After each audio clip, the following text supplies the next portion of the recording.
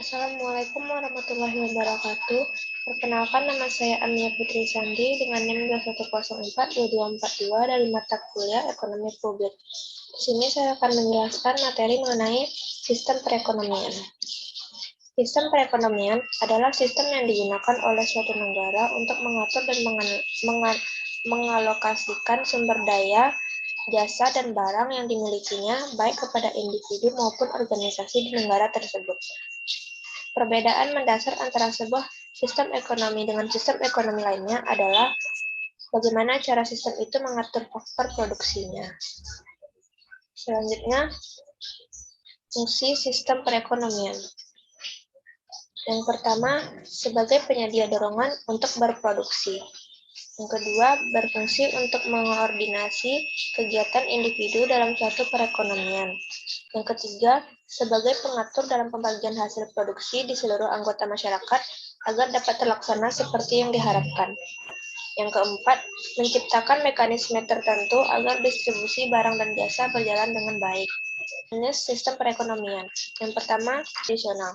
Masyarakat yang mempunyai sistem ekonomi tradisional adalah masyarakat yang belum ada pembagian kerja, cara mendapatkan barang dengan barter, dan belum mengenal uang sebagai alat pembayaran.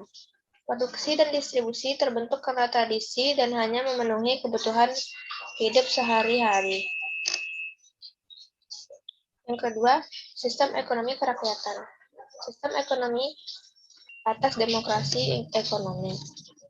Yang ketiga, sistem ekonomi liberal. Sistem ekonomi liberal adalah suatu sistem di mana negara memberi kebebasan kepada setiap orang untuk mengadakan kegiatan ekonomi. Yang ketiga, sistem ekonomi sosialis adalah sistem ekonomi di mana seluruh kebijakan perekonomian ditentukan oleh pemerintah, sedangkan masyarakat. Yang kelima, sistem ekonomi campuran. Sistem ekonomi campuran merupakan perpaduan antara sistem liberal dan sosialis yang mengambil garis tengah yang juga berarti garis antara peran mutlak negara atau kolektif dan peran menonjol individu.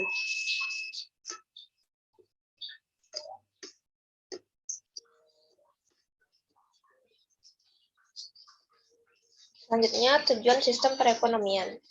Yang pertama, menentukan apa, berapa banyak, dan bagaimana produk-produk dan jasa-jasa yang dibutuhkan akan dihasilkan.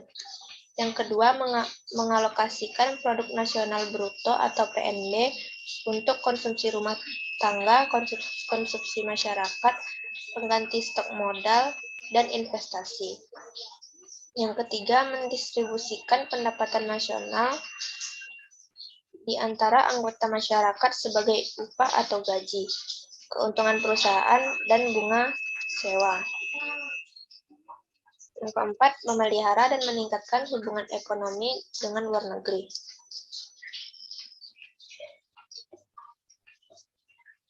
Mohon maaf. Assalamualaikum warahmatullahi wabarakatuh.